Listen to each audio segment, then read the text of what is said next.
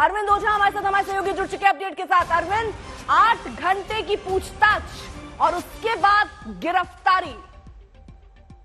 जी बिल्कुल, देखिए बिल्कुल 8 घंटे की पूछताछ, तकरीबन 11:30 बजे मनीष सिसोदिया पहुंचे हुए थे और अब सीबीआई सूत्रों ने कंफर्म कर दिया है कि दिल्ली के डिप्टी सीएम मनीष सिसोदिया को सीबीआई ने गिरफ्तार कर लिया है। आशंका इसी बात की जताई जा रही थी, जिस तरीके से दोपहर के वक्त लंच के लिए जब मनीष सिसोदिया को घर नहीं जाने दिया गया और लंच यहीं पर बुलाया गया था मनीष सिसोदिया का लंच, उसी वक्त ये आशंका जताई जा रही थी। और जिस तरीके से सीबीआई हेडक्वार्टर के आसपास भारी बैरिकेटिंग की गई। ठीक है, आपको रोक रही हूँ। मुनीष भी हमारे साथ जुड़ चुके हैं। मुनीष, देखिए पिछली बार 12 घंटे की पूछताछ हुई थी, इस बार 8 घंटे और ये कंफर्म कर दिया गया कि उनकी गिरफ्तारी हो चुकी है। एक बड़ा झटका आम आदमी पार्टी के लिए।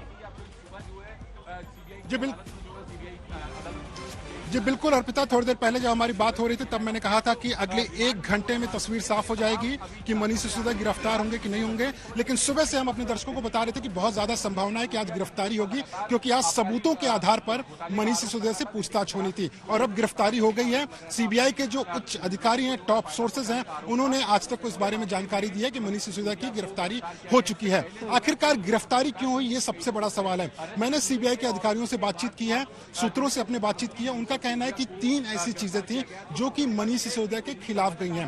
पहली चीज, जब मनीष सिसोदिया से इस बारे में पूछा गया कि आखिरकार ऐसी क्या नौबत थी कि आपने एक्साइज पॉलिसी, शराब नीति को लागू करने के पहले शराब व्यापारियों को बताया और अपने अधिकारियों को बताया कि इस तरीके से शराब नीति बनाओ ताकि व्यापारियों को फायदा हो। इन सवालों को लेकर जब मनीष सिसोदिया से सवाल जवाब किए गए तो मनीष सिसोदिया के पास में कोई अच्छा जवाब नहीं था, यानी कि वो अपना बचाव नहीं कर पा रहे थे। सीबीआई जब भी वो बचाव करने जा रहे थे उसके बाद में वो डिजिटल एविडेंस लेकर आई, वो व्हाट्सएप चैट लेकर आई, जिसमें कि साफ तौर पर दिख रहा था कि व्हाट्सएप में कुछ जो इस मामले में शराब व्यापारी थे, यानी कि समीर महेंद्रू से लेकर दिनेश अरोड़ा, इन सभी को एक्साइज पॉलिसी की ड्राफ्ट कॉपी जो है पहले ही व्हाट्सएप पे भेज दी गई थी, उसको लागू काफी बाद में किया गया था। इन सबूतों के आधार पर सीबीआई ने पहला शिकंजा कसा मनीष सिसोदिया पर। दूसरा, उस अधिकारी का बयान जो कि खुद एक्साइज डिपार्टमेंट में एक ब्यूरोक्रेट है, यानी कि आईएएस अधिकारी है। उस अधिकारी ने एक धारा 164, यानी कि सीबीआई के अधिकारियों ने उस अधिकारी को मजिस्ट्रेट के सामने लेकर गए, वहां पर धारा 164 के तहत बयान दर्ज कराया ताकि वो सबूत के तौर पर इस्तेमाल किया जा सके। और उस अधिकारी ने आरोप लगाया कि दरअसल मनीष सिसोदिया दिल्ली के उप मुख्यमंत्री और आबकारी विभाग के मंत्री रहते हुए वो अधिकारियों को लगातार इंस्ट्रक्शन दे रहे थे, निर्देश दे रहे थे कि इस पॉलिसी को इस तरीके से बनाना है। और अधिकारी ने यह भी जानकारी दी कि इस पॉलिसी को इसी तर्ज पे बनाया गया था ताकि सरकार को तो कोई मुनाफा न हो, लेकिन जो इस नई नीति के तहत दिल्ली में व्यापार करना चाहते हैं उनको मोटा मुनाफा हो। उसके अलावा मनीष सिसोदिया और विजय नायर की जो नजदीकी थी का बयान है, उसमें ये कहा गया, लगातार बात हो रही थी, उसमें कोई खराबी नहीं, लेकिन अगर ये था कि व्यापारियों को फायदा हो, सरकार को मुनाफा हो, नुकसान हो, वो अलग रखिए, लेकिन व्यापारियों को फायदा होना चाहिए, क्या ये बयान दिया गया जिसके बाद मुश्किलें बढ़ी है मनीष सिसोदिया की? जी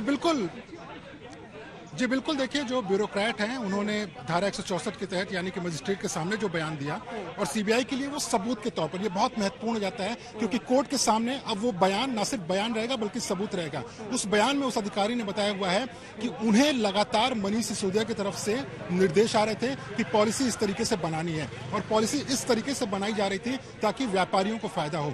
उसके अलावा अर्पिता, जैसा हम पहले भी जिक्र कर रहे थे, सबूतों को नष्ट करना, देखिए कोई छोटा मोटा आरोप नहीं होता, बहुत गंभीर आरोप होता है। आप दिल्ली के उप मुख्यमंत्री हैं, आप एक पब्लिक सर्वेंट हैं, जनता ने आपको चुना हुआ है, लेकिन कोई घोटाला जब हो रहा है उस दौरान आप 11 फोन बदलते हैं और उसे नष्ट करते हैं एक और आरोपी के साथ मिलकर, तो कहीं ना कहीं सर्कमस्टेंशियल एविडेंस जो है वो आपके खिलाफ। आम आदमी पार्टी के नेता आतिशी, जो आशंका, जो डर पहले था आम आदमी पार्टी को कि आज गिरफ्तारी हो सकती है, आप देखिए आधिकारिक तौर पर जानकारी, मनीष सिसोदिया की गिरफ्तारी हो गई है, पहली प्रतिक्रिया आपकी? देखिए अर्पिता जी, हम तो सुबह से ही कह रहे थे, हमें पता था कि मनीष सिसोदिया जी को, दिल्ली के डिप्टी सीएम को गिरफ्तार करने वाले हैं।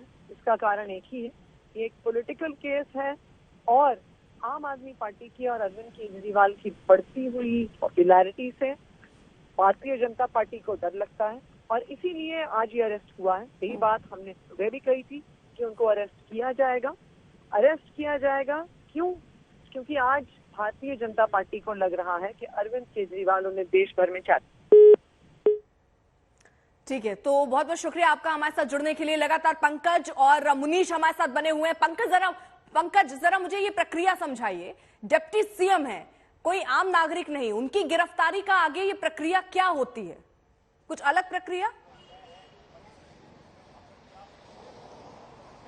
देखिए, क्योंकि वो मंत्री हैं और दिल्ली सरकार में काफी अहम विभाग संभाल रहे हैं, तो पिछली बार आपने देखा होगा उन्होंने छूट मांगी थी सीबीआई जांच से, जो उनको एक हफ्ते के लिए मिल भी गई थी, क्योंकि सीबीआई ने महज 24 घंटे पहले उनको पूछताछ के लिए समन भेजा था। जाहिर है जो सबसे ज्यादा असर फिलहाल होगा अर्पिता दिल्ली सरकार के कामकाज में, उसमें सबसे ऊपर जो बात है वो है दिल्ली के बजट की। मार्च के दूसरे या तीसरे हफ्ते में बजट आना है और मनीष सिसोदिया अब गिरफ्तार हो चुके हैं सीबीआई द्वारा, तो वो बजट कौन पढ़ेगा, बजट को आखिरी रूप कौन देगा, उसमें आगे क्या कुछ सुधार करना है, उसकी जिम्मेदारी कौन लेगा, ये अब एक बड़ा सवाल उभर कर आ गया है आम आदमी पार्टी सरकार के सामने। अब क्योंकि गिरफ्तारी हो गई है तो आगे की प्रक्रिया जाहिर है यही होगी कि उन्हें कोर्ट में पेश किया जाएगा, उनका मेडिकल भी करवाया जाएगा, लेकिन साथ ही साथ जब कोर्ट में पेश किया जाएगा तो वहां पर आम आदमी पार्टी पूरी ताकत अपनी झोंक सकती है। सूत्रों के हवाले से हमें जो खबर मिल रही है, क्योंकि सत्येंद्र जैन के मामले में आपने देखा होगा कि किस तरह से उनकी गिरफ्तारी हुई थी, उसके बाद लगातार आम आदमी पार्टी ने लोअर कोर्ट से लेकर हाई कोर्ट तक का रुख किया था, और अब आम आदमी पार्टी जो है कहीं ना कहीं अपने तमाम जो एक्सपर्ट हैं, वकील हैं, उनसे चर्चा कर रही होगी और सुबह से चर्चा कर भी चुकी होगी। तो देखना यह होगा कि अगली क्या रणनीति रहती है आम आदमी पार्टी की। लेकिन इस बीच अर्पिता एक खबर आ रही है कि अब से कुछ ही देर में आम आदमी पार्टी के दफ्तर के बाहर हम मौजूद हैं। ये देखिए यहाँ हलचल शुरू हो गई है, अंदर जो लोग मौजूद हैं वो कहीं ना कहीं इस पूरी खबर आने के बाद से ही सक्रिय होते नजर आए हैं, और जानकारी ये मिली कि कुछ ही देर में आम आदमी पार्टी के नेता पार्टी दफ्तर पहुंचेंगे और मीडिया से बातचीत करेंगे, और हो सकता है कि यहाँ पे एक प्रेस कॉन्फ्रेंस भी की जाए अर्पिता।